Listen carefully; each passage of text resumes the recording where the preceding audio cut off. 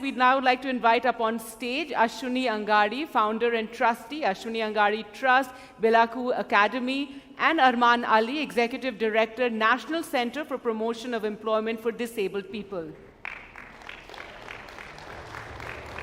All right, so I think we can get started. As I said, Den is my co-anchor, so Den, I'd like you to begin this discussion.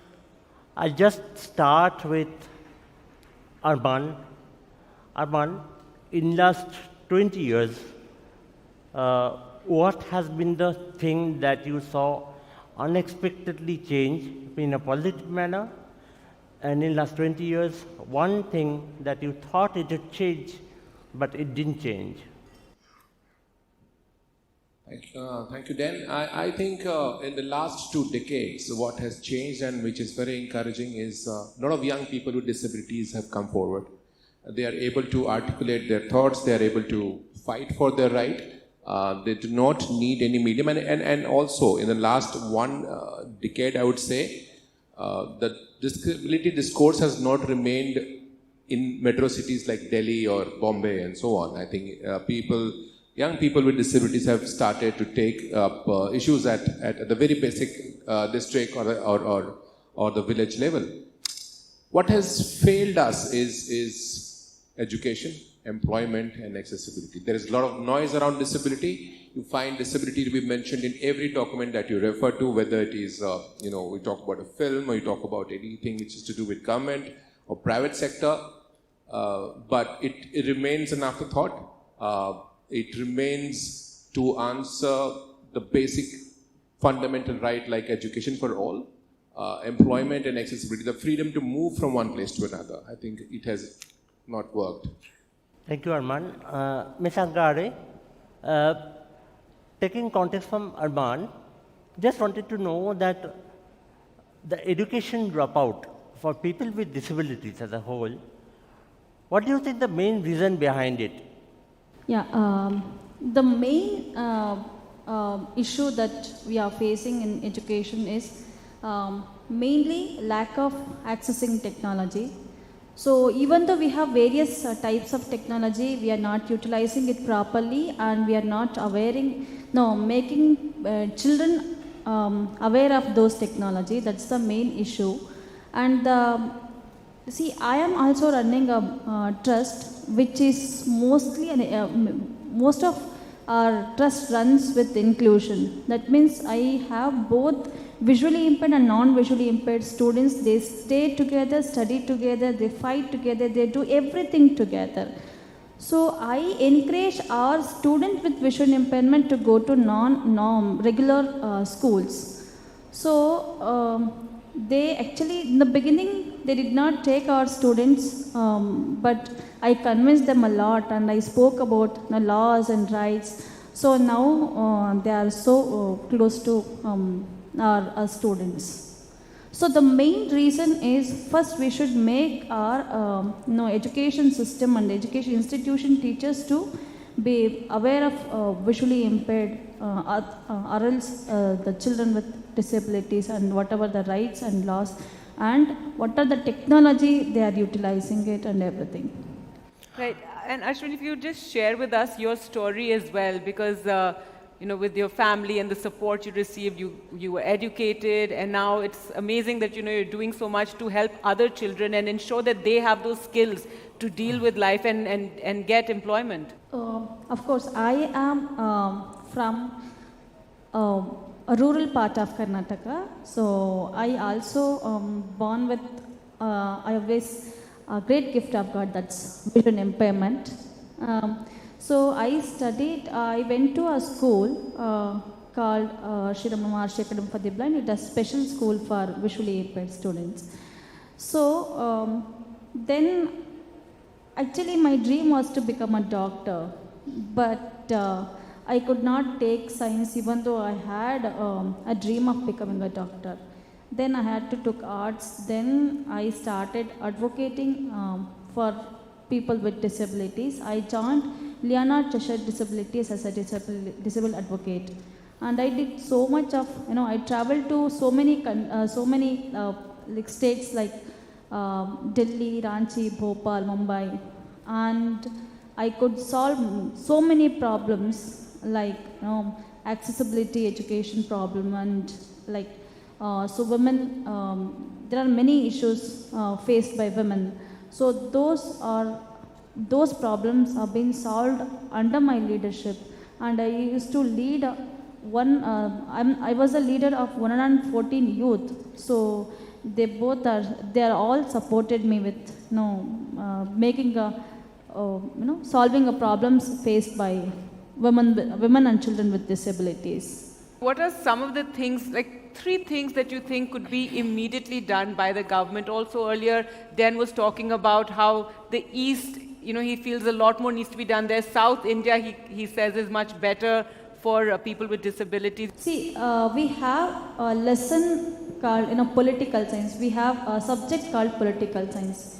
We study like Indian constitutional rights and everything. So, along with that Indian constitutional rights, the UNCRPD and PWD Act and every disability related laws should be studied by our students. So then only disabled are seen in an empathetic way. Otherwise, what happens is we are capable of doing everything. We will be seen in a sympathetic way. Let me give an example. What is sympathetic feeling towards persons with disability? See, when I was just crossing the road, some girl came to me and she helped me to cross the road, and she took pic with me.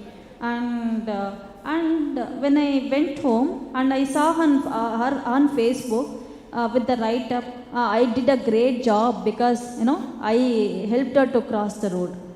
So this is a sympathetic feeling. So if a person with able body, if any person with able body asked any help, will you be taking their pic or putting a Facebook, writing in a Facebook? No, because you don't think it as a help or whatever. But if you help a person with disabilities, you think you have done a great job or whatever. So this is a difference between empathetic and sympathetic. So if our disabled persons should be in an empathetic way, then we should be included on our syllabus. There are many community-based services are also included in schools, like community project-related services are also been included. The same way, the disabled rights and laws should be also included, so that will be the awareness will be built. To make society more aware and inclusive. Yeah. Yes, Dan. Aman, just to take the question, 2 things that I would like to tell you. First, I would like to tell the language that needs to be propagated on disability. So we all see that people with special needs, people with other things have been referred as people with disabilities. Why and what is the correct language to be used when interacting to people with disabilities? Could you shed some light on that? We also want to talk about the issues of employment and how we've talked about education, but also employment and what we would like to see corporates and how they should do more in the workplace. A lot of our energy goes on getting your terminologies right. Okay, and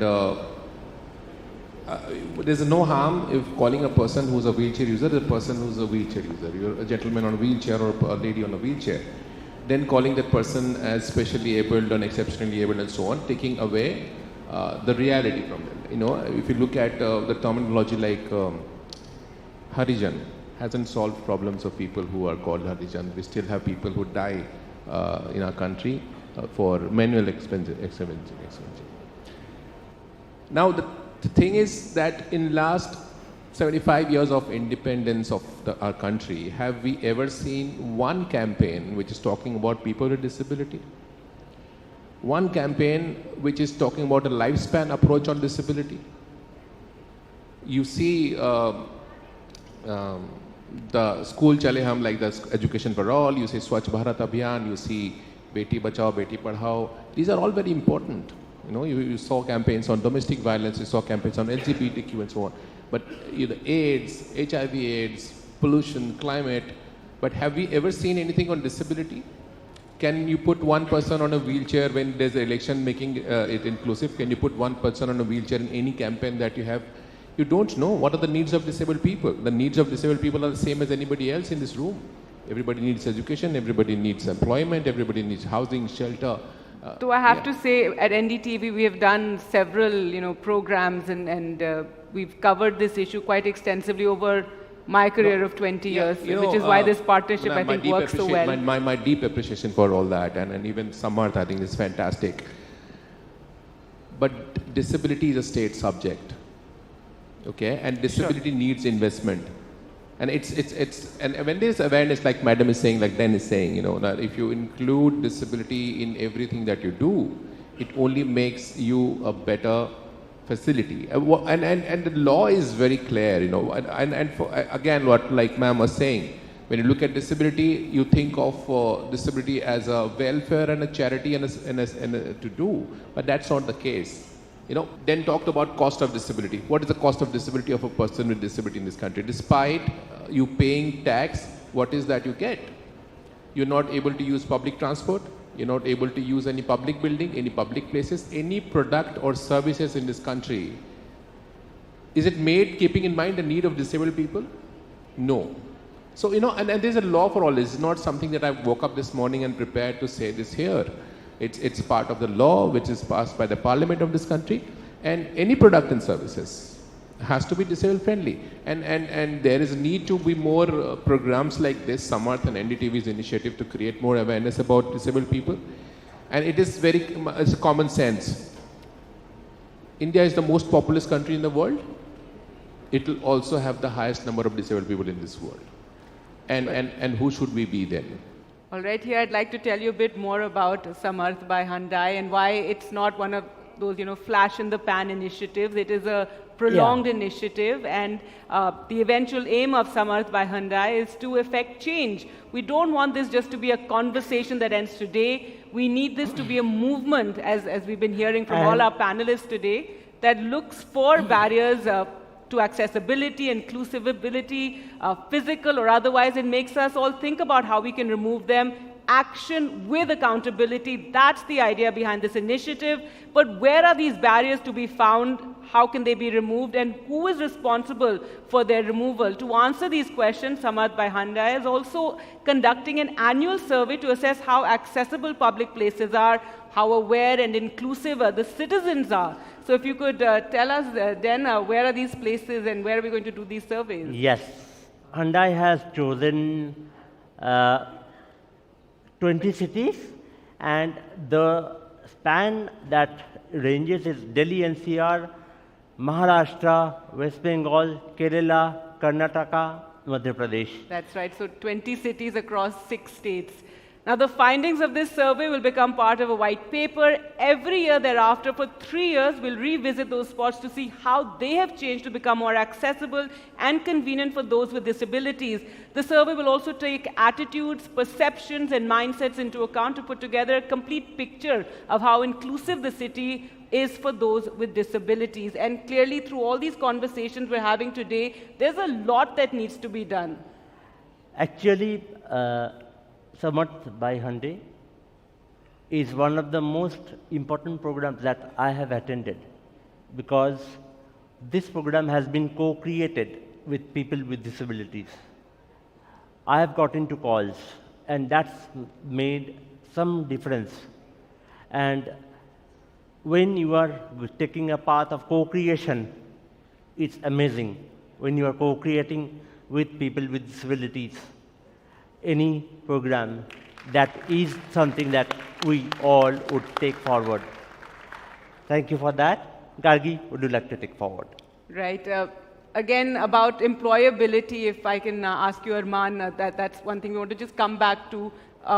3 things that need to be done when we talk about more braille signages or elevators, voice-activated elevators, more ramps. That clearly is something that we need to have more of in our cities, in rural parts. What one of the panelists said earlier is that all of us will have some kind of disability later in life, and so we all need to think about that right now as well for everyone. One thing, Gargi, I must tell you, disability is not something we should all be scared of. It's not something we should all be afraid of. It's part of life. It's one of the human diversities. Now, for employment, I think it's very important that we have a compliance. The law is very clear. The law says that every establishment with more than 20 employees must have an equal opportunity policy registered at their state with the Commissioner for Disabilities Office. So equal opportunities, like in every, how many establishments can you think of would have more than 20 employees? I think millions of them. And migration is a huge problem for people with disability. One find it very difficult to migrate from one state to another, one district to another, one city to another.